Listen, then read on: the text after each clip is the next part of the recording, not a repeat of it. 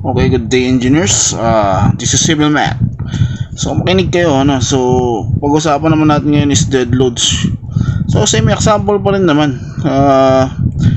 I-encourage ko pa rin kayo na gamitin yung imagination nyo. Okay, so it's better to see the loads in actual or in 3D sa imagination nyo para mas magets nyo yung topic. Anyways, napakadali lang ang loads, pero pag hindi mo ma-imagine kung paano siya niloload o paano dinadala ng building or structure mo yung mga loads, then magkakaroon ka ng problema, lalo kung nag-aral ka ng mga analysis software katulad ng STAAD and dumating ka dun sa loading stage. Okay, so napakarami nun, tapos may mga dimensions na included, so hindi mo makukuha kung saan galing yung mga dimensions na yun unless you understand, okay, exactly how they work. Okay, so yung nakaraan dun sa ibang video natin, okay, so nag-sample lang tayo ng 5 kilopascal which is niload natin dun sa mismong slab. So ganito rin yung drawing niya. So itong sa may upper side natin or sa left side that's slab. Okay, so representation niya ng slab. So meron siyang thickness. Okay, yun yung thickness niya, makikita nyo. So in actual, attach yan dun sa I-beam natin. So meron tayong I-beam dito in 3D. Okay, so pagdating yan dito sa sa I-beam, ganito magiging loading yan. So assumption natin yan as one way slab yan. Okay, so wait lang. Yep, it's one way slab. So ganyan ang ganyan ang magiging loading natin pag one way slab. So napag-aralan din natin yan sa tributary area. Okay, so one way slab yan, kaya ganyan yung magiging load niya pagdating sa I-beam.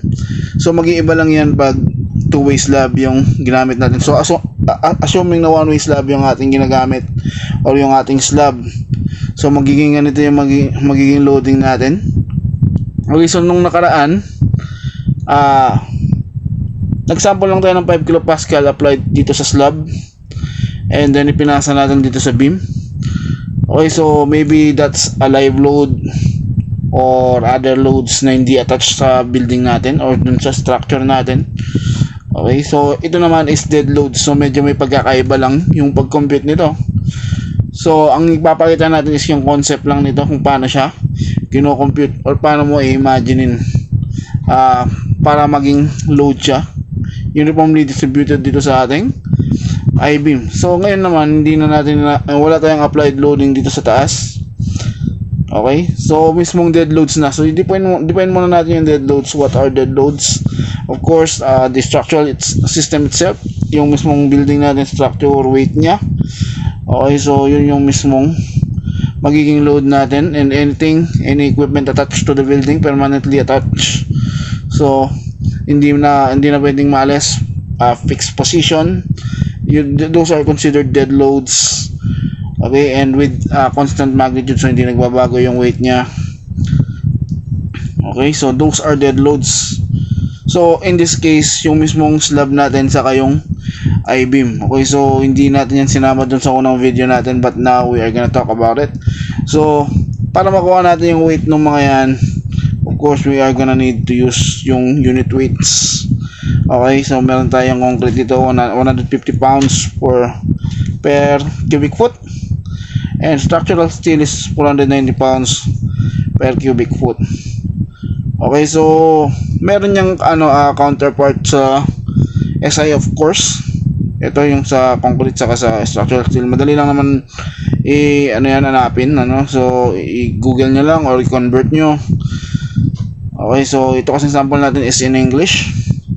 Okay, so dahil unit weight naman yan, para makuha natin yung weight natin, makikita naman sa unit weight kung paano natin siya makukuha. So imagine mo lang, so per cubic foot meron ka daw 150 pounds sa concrete. So para may pasa natin yung loads, siyempre kukuha tayo ng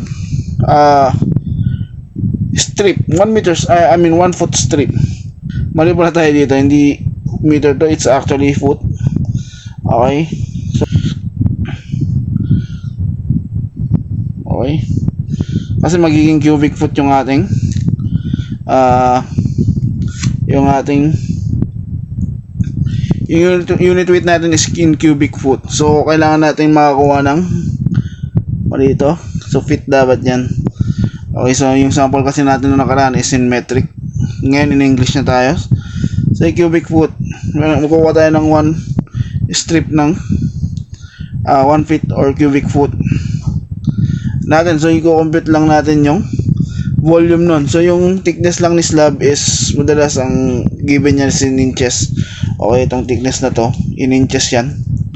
So i-convert mo lang siya into feet, then compute for the volume, multiply sa unit weight, and then you will get the weight or load nung applied nung slab per cubic per foot. Okay, so per unit length. Kaya kinukuha natin per unit length kasi pagdating niyan dito sa sa I-beam natin is per unit length na yan. Okay, so pounds per foot na yung lalabas diyan. So diyan lang gagaling yung loads natin dun sa mga problems natin, So yung iba kung hindi kayo nag-wonder, yan talaga diyan galing yung ating loads. Ganyan na ipapasa. Okay, so dito rin si steel, ganun lang din naman volume. So madali lang compute yung volume niya kasi lagi naman natin makukuha yung laging given naman to area ni structural steel. Of course, alam mo yung ginamit mo na steel dyan, alam mo yung kung anong klaseng I-beam yan. So makukuha mo yung area niya, tapos multiply mo na lang ng 1 foot. Okay, so multiply ka na ng 1 foot, so makakuha ka ng pounds per foot na loading. Pagsamahin mo yung dalawa, so slab and then itong 1 foot volume ng ating steel, tapos 1 foot na volume ng ating slab, and then makakuha na tayo ng load na i-carry ng ating I-beam. Of course, dead loads lang yan. Okay, remind natin that's dead load.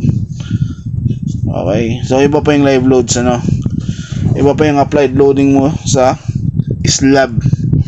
Okay, so itong tributary area, alam naman natin yan, kalahati nung beam to beam mo. For example, 6 meters yung span or yung clear distance ng beam to beam mo. So from this beam to the next beam, so magiging 6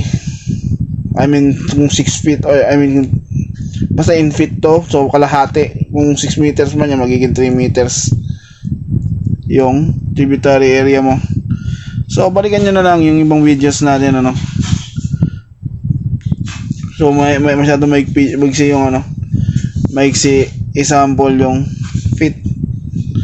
Okay, so for example na lang 20 feet, so magiging 10 feet yung tributary area mo. Okay, so yun yung magiging width natin. Itong width na to. Yan lang, kukuha ka lang ng 1 foot. So imaginein mo lang yan. Kasi nandito na yung sagot kung gaano kabigat siya, di ba? Unit weight, 150 pounds per cubic foot. Okay, so para makakuha ka ng load per feet, or per foot or linear foot, so i-multiply mo lang yung unit weight dun sa volume per haba ng structure mo in 1 foot. Okay, so of course pagadin mo lang si slab tapos si steel, then go, okay na tayo dun. So yun na yung dead loads natin. Bigay tayo ng sample problems dun sa next videos. And of course, hindi lang naman sa dead loads, pati sa live loads. Okay, magbibigay tayo as promised nung nakaraan ba. Thank you.